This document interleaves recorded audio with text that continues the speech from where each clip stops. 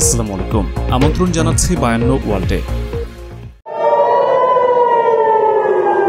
ইয়েমেনের ইরানপন্থী হুথি গোষ্ঠী ইসরায়েলের জাফায় একটি সামরিক স্থাপনায় হাইপারসনিক ক্ষেপণাস্ত্র হামলা সফলতা দাবি করেছে।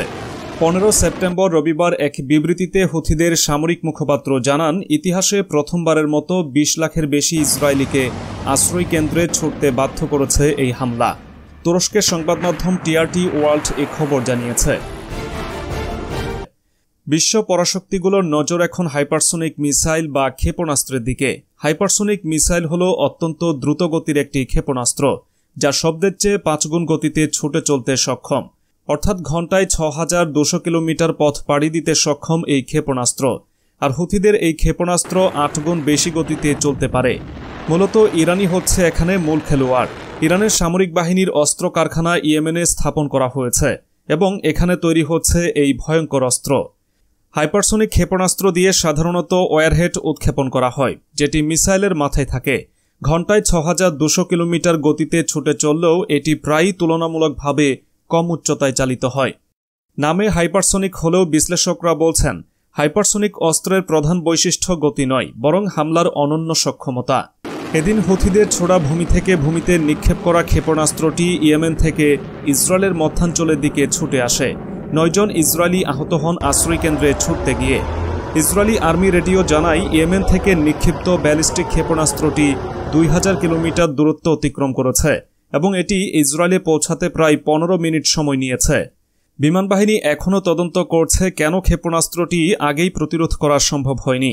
তবে ইয়েমেনের সামরিক বাহিনীর মুখপাত্র ব্রিগেডিয়ার জেনারেল ইয়াহিয়া সারি টেলিভিশনে সম্প্রচারিত এক বিবৃতিতে হাইপারসনিক ক্ষেপণাস্ত্র দিয়ে হামলার কথা ঘোষণা করেন।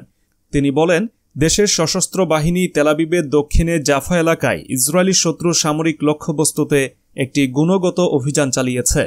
জেনারেল সারি বলেন, ইয়েমেনি বাহিনী নতুন একটি হাইপারসনিক ক্ষেপণাস্ত্র দিয়ে অভিযান চালিয়েছে, যা শত্রুর প্রতিরক্ষা ব্যবস্থা এড়িয়ে লক্ষ্যবস্তুতে পৌঁছাতে সক্ষম হয়। ইসরায়েলের ক্ষেপণাস্ত্র প্রতিরক্ষা ব্যবস্থা এই ক্ষেপণাস্ত্রকে প্রতিহত করতে ব্যর্থ হয়েছে। জেনারেল সারি বলেন, ইয়েমেন থেকে 2040 কিলোমিটার দূরে এই ক্ষেপণাস্ত্র মাত্র 11.5 মিনিটে পৌঁছে যায়। এতে ইহুদিবাদীদের মধ্যে রাষ্ট্রীয়ভাবে ভীতি এবং আতঙ্ক ছড়িয়ে পড়ে। ইসরায়েলি বাহিনী সাইরেনের শব্দে ব্যাপক হুড়োহুড়ি করে অন্তত 20 লাখ ইহুদিবাদী আশ্রয় কেন্দ্রে অবস্থান নেয়।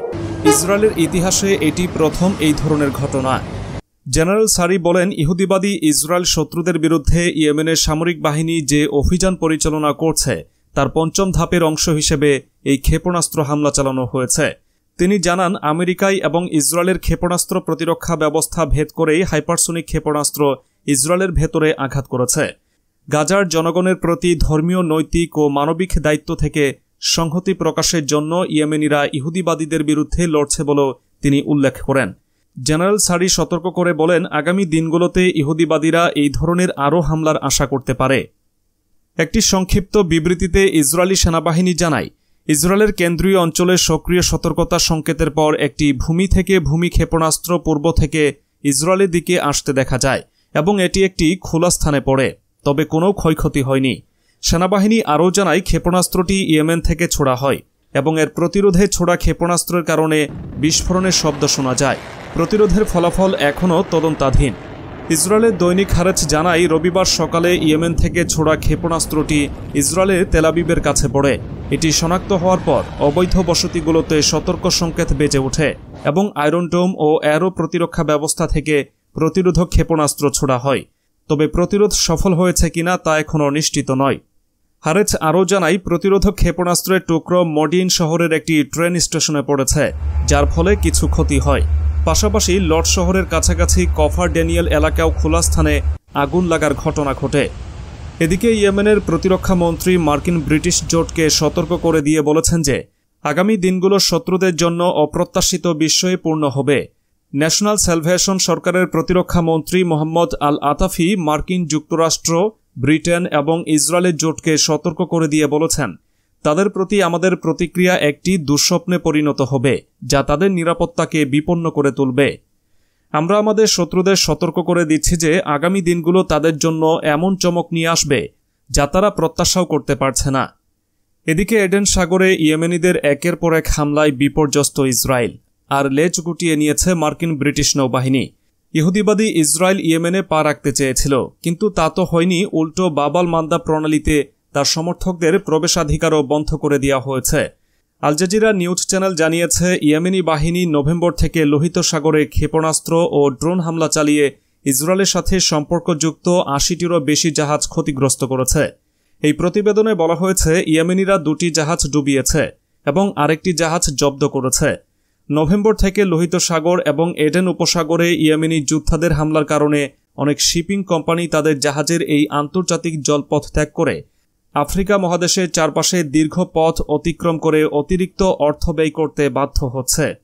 অর্থনৈতিক বিশেষজ্ঞরা মনে করেন যে জাহাজ চলাচলে ইয়েমেনি বাহিনীর এই নিষেধাজ্ঞার ফলে ইহুদিবাদী ইসরায়েলের দৈনিক $1 কোটি বেশি ক্ষতি হচ্ছে। জাহাজ চলাচলের রুট পরিবর্তন করে তা আফ্রিকা মহাদেশ হয়ে ঘুরে যাওয়ায় বাণিজ্য ক্ষেত্রে ইসরায়েল ব্যাপক ক্ষতির সম্মুখীন হয়েছে। ইসরায়েল বিকল্প পথ খুঁজে নিতে বাধ্য হওয়ায় তাদের পরিবহন খরচ বহুগুণে বেড়েছে। এই বিষয়ে ইসরায়েলি গণমাধ্যমের রিপোর্টে বলা হয়েছে যে ইয়েমেনিদের এই পদক্ষেপের ফলে ইসরায়েলি শিপিং কোম্পানিগুলো ক্ষতিগ্রস্ত হচ্ছে। একই সাথে ইয়েমেনিরা ইসরায়েলি বন্দরে হামলার পরিমাণ ৩ গুণ বাড়িয়েছে। লোহিত সাগরে ইসরায়েলের সাথে সংশ্লিষ্ট জাহাজে ইয়েমেনিদের হামলার ফলে আফ্রিকা হয়ে দেরি করে জাহাজ পৌঁছানোয় ইসরায়েলের হাইফা বন্দরের কার্যক্রম ভেঙে পড়েছে এবং সেখানে বিশৃঙ্খলা দেখা দিয়েছে। যে জাহাজটি ১ সপ্তাহের মধ্যে হাইফা বন্দরে পৌঁছতে পারত, সেটি এখন ৩ সপ্তাহ পর হাইফা বন্দরে পৌঁছায়। ইসরায়েলি মিডিয়ার এই রিপোর্টে আরও বলা হয়েছে, ইসরায়েলের দিকে অগ্রসর হওয়া জাহাজগুলোর বিমা পরিস্থিতি আরও খারাপ হয়েছে। ফলে এই বিমাগুলোই ব্যয় এত বেড়েছে যা একটি জাহাজের মোট মূল্যের প্রায় ৬৫% পৌঁছে। এ কারণে ইসরায়েলের ইলাত বন্দরের শিপিং আয়ও ৮৫% কমেছে। অথচ এই বন্দরটি কেন্দ্রীয় ইসরায়েলের সাথে পূর্বাঞ্চলের মধ্যে যোগাযোগের একমাত্র বন্দর। এদিকে ইয়েমেনের সেনাবাহিনী জানিয়েছে, গাজায় হামলা বন্ধ না হওয়া পর্যন্ত লোহিত সাগরে ইসরায়েলগামী জাহাজে হামলা অব্যাহত থাকবে। গাজার সমর্থনে ইয়েমেনি সেনাবাহিনী ৩১ অক্টোবর থেকে আক্রমণ শুরু করে এবং এখন পর্যন্ত তারা ইসরায়েলের বিরুদ্ধে অভিযান চালিয়ে যাওয়ায় লোহিত সাগরে ইসরায়েল বিরোধী অবরোধ ভেঙে দেওয়ার মার্কিন ও ব্রিটেনের প্রচেষ্টা ব্যর্থ হয়েছে। এমনকি আমেরিকা ও ব্রিটেন ইয়েমেনের বিরুদ্ধে সামরিক হামলা চালিয়েও ওই অবরোধ ভাঙতে পারেনি। উল্টো আমেরিকা ও ব্রিটেনের জাহাজ ইয়েমেনিদের হামলার টার্গেটে পরিণত হয়েছে। বিশেষজ্ঞরা মনে করেন যে ইয়েমেনি সেনাবাহিনীর নজিরবিহীন অভিযান সম্পর্কে তাদের সামরিক শক্তি সম্পর্কেও ওয়াশিংটন ও লন্ডন ধারণা পেয়েছে, যা তাদের আগে জানা ছিল না। ফলে পাশ্চাত্যের হিসাব নিকাশ পাল্টে গেছে। ওয়াশিংটন লোহিত সাগর এবং আরব সাগরে চলাচলকারী জাহাজে নিরাপত্তা দেওয়ার কথা বলে তথাকথিত আন্তর্জাতিক সামুদ্রিক জোট তৈরি করেছিল, কিন্তু এই জোট ইয়েমেনি বাহিনীর ক্ষেপণাস্ত্র হামলার মুখে টিকতে পারেনি। যাই হোক, গাজায় ইসরায়েলি আগ্রাসন বন্ধ না হওয়া পর্যন্ত আমেরিকা ও ব্রিটেন সহ ইসরায়েলগামী জাহাজগুলোর উপর হামলা চালিয়ে যাবে বলে ইয়েমেনের প্রতিরোধ যোদ্ধারা জানিয়ে দিয়েছে। তবে একই সাথে তারা এও বলেছে, ইসরায়েলের সাথে সম্পর্ক নেই এমন জাহাজগুলো অনায়াসে চলাচল করতে পারবে। অন্যদিকে সংযুক্ত আরব আমিরাত জানিয়েছে, ফিলিস্তিন রাষ্ট্র প্রতিষ্ঠা না হওয়া পর্যন্ত গাজায় ইসরায়েলি আগ্রাসন শেষ হওয়ার পর অঞ্চলটি শাসনে তেল আবিব যে পরিকল্পনা দিয়েছে তা তারা মেনে নেবে না। পাশাপাশি সৌদি আরবও জানিয়েছে, ফিলিস্তিন রাষ্ট্র প্রতিষ্ঠা না হওয়া পর্যন্ত ইসরায়েলের সঙ্গে সৌদি আরবের সম্পর্ক স্বাভাবিক হবে না। কাতার ভিত্তিক সংবাদ মাধ্যম আল জাজিরার খবরে বলা হয়েছে, সংযুক্ত আরব আমিরাতের পররাষ্ট্রমন্ত্রী আবদুল্লাহ বিন জায়েদ আল নাহিয়ান শনিবার সামাজিক যোগাযোগ মাধ্যম এক্সে শেয়ার করা এক পোস্টে বলেছেন, ফিলিস্তিন রাষ্ট্র প্রতিষ্ঠা ছাড়া গাজা যুদ্ধ পরবর্তী পরিকল্পনার সমর্থন করতে প্রস্তুত নয় সংযুক্ত আরব আমিরাত। এর আগে গত মে মাসে ইসরায়েলি প্রধানমন্ত্রী বেনিয়ামিন নেতানিয়াহু গাজার জন্য একটি যুদ্ধ পরবর্তী পরিকল্পনা অনলাইনে প্রকাশ করেন। এতে তিনি দাবি করেন, এই পরিকল্পনা বাস্তবায়িত হলে ফিলিস্তিনিরা অতুলনীয় সমৃদ্ধি উপভোগ করবে। এই পরিকল্পনায় গাজায় একটি বন্দর, সৌরশক্তি, বৈদ্যুতিক গাড়ি উৎপাদন কারখানা এবং নতুন আবিষ্কৃত গাজা গ্যাস ফিল্ডের মতো বিষয় অন্তর্ভুক্ত ছিল। যেদিন ইসরায়েলি বাহিনী গাজায় জয়লাভ করবে তার পরদিন থেকে ২০৩৫ সাল পর্যন্ত মোট ৩টি ধাপে এসব বিষয় বাস্তবায়ন করা হবে বলেও উল্লেখ করা হয় সেই পরিকল্পনায়। অন্যদিকে লন্ডন ভিত্তিক থিঙ্ক ট্যাঙ্ক চ্যাথাম হাউসের এক আলোচনা সভায় সৌদি আরবের গোয়েন্দা বাহিনীর সাবেক প্রধান ও যুক্তরাষ্ট্রে নিযুক্ত দেশটির সাবেক রাষ্ট্রদূত প্রিন্স তুর্কি আল ফয়সাল বলেছেন, একটি ফিলিস্তিন রাষ্ট্র প্রতিষ্ঠা শুধু সৌদি আরবের সঙ্গেই নয়, বাকি মুসলিম বিশ্বের সঙ্গেও ইসরায়েলের সম্পর্কের জন্য গুরুত্বপূর্ণ।